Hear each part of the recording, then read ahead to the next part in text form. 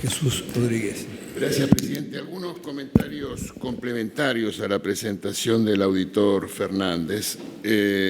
Como él señaló, el periodo sobre el cual se lleva adelante el análisis es el que media entre el 2010 y el 2015, y en rigor de verdad es la continuación de uno que había sido realizado para el periodo 2009-2012. ¿Por qué es relevante este tema? Porque hay una garantía del Estado Nacional sobre los pasivos emitidos por el Banco Central.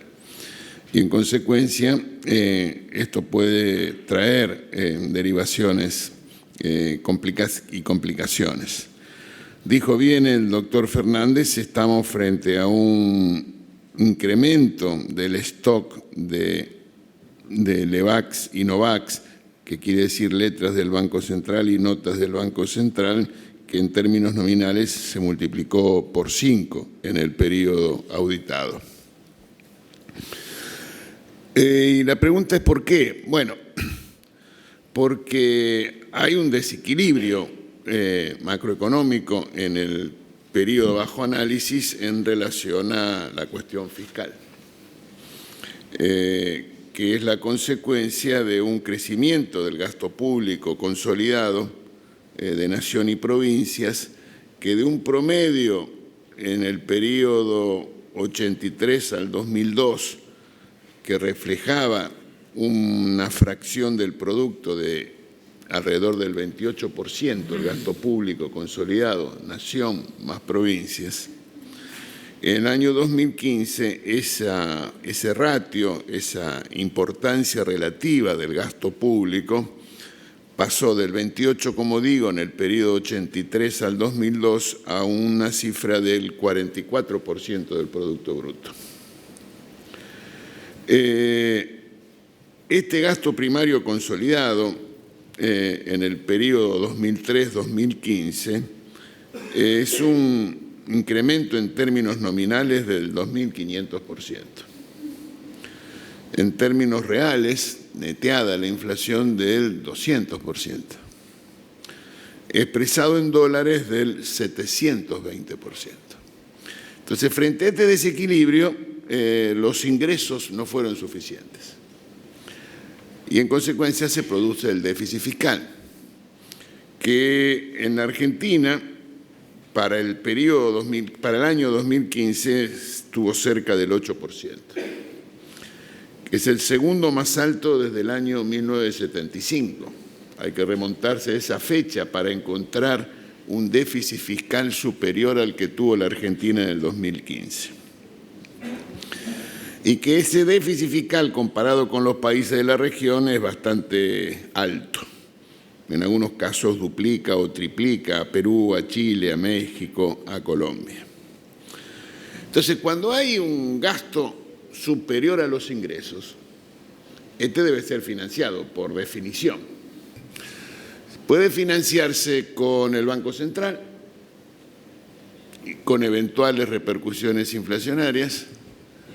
Pueden financiarse con deuda, títulos públicos en el mercado interno, produciendo un desplazamiento de los potenciales tomadores de crédito del sector privado y llevando como conclusión el incremento de la tasa de interés, o puede financiarse con endeudamiento externo, que si llega a producirse de manera desproporcionada puede afectar un precio clave de la economía como el tipo de cambio.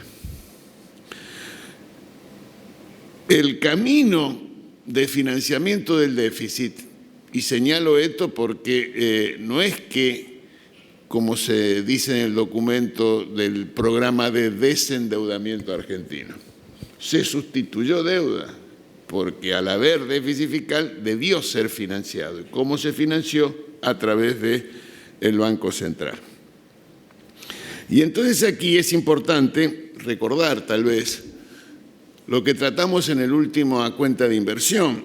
Dice el informe de la cuenta de inversión que la deuda pública creció en el año 2015 el 52,7%, precisamente por lo que estamos hablando, y alcanzó casi el 51% del Producto Bruto. ¿Por qué? Porque las transferencias totales del Central al Tesoro, establecidas como letras intransferibles más uso de reserva más adelantos netos, alcanzó a 5 puntos del producto. Entonces, en este sentido, las consecuencias sobre el balance del Banco Central, que es lo que señalaba el auditor Fernández, se explican o se grafican de la siguiente manera: que la asistencia del Central al Tesoro alcanzaba 2/3 del activo del Banco Central. Y hubo una afectación de las reservas, como bien dijo el auditor Fernández. Por un lado, el aumento de la deuda en pesos y al mismo tiempo una reducción de las reservas. Fíjese que si miramos los datos del 2010 y 2015, la Argentina redujo su stock de reservas en más de la mitad, el 54%.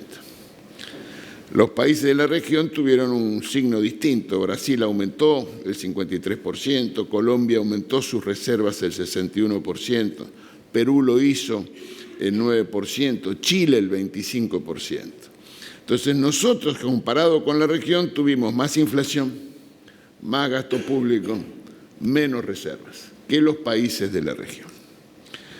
Y esto afectó la exposición, el riesgo de la exposición al sector público del Banco Central. Y hay un indicador muy interesante que está en el informe, que es el ratio, el cociente entre la suma de los adelantos transitorios del Central al Tesoro más las letras intransferibles. La letra intransferible, para que nos entendamos, presidente, es un vale, donde el Tesoro le dice: tengo que pagarle dólares de mi endeudamiento, te doy una letra intransferible y vos hacete cargo, Banco Central, de pagar con los dólares. El cociente entre los adelantos transitorios más las letras intransferibles en relación a las reservas, que en el año 2010 era del 53%. Esto quiere decir que nosotros teníamos el doble de reservas. En el año 2015 fue 289%, se aumentó muchísimo. Y las reservas en relación a la deuda, que en el año 2010 eran 30%, en el año 2015 fueron 11%. Entonces, esa dinámica de gasto público no financiado con recursos regulares, que requiere de financiamiento por el déficit que provoca, ese financiamiento, como no había disponibilidad en los mercados internacionales, se hace a través del Banco Central. El Banco Central no puede monetizar toda la transferencia porque eso impacta de una manera desbordante en el nivel de precio, entonces busca esterilizar, tiene que emitir LEVAC y NOVAC y va perdiendo al mismo tiempo reservas, afectó la hoja de balance del Banco Central. Quiero terminar, presidente, diciendo que este es un informe muy interesante, que está hecho con las nuevas normas aprobadas por la auditoría, teniendo en consideración los criterios y los estándares internacionales, y que muestra, evidencia, revela cómo fue en el periodo que, bajo análisis, la solvencia fiscal contribuyó negativamente a la solidez del balance del Banco Central. Muchas gracias. Precisamente el objetivo de este estudio especial es sacar una fotografía y expresar una evidencia de un desequilibrio extraordinario que precisamente se pretende encauzar, pero que no está resuelto ni mucho menos. Solo un comentario en relación a las referencias posteriores a mi intervención.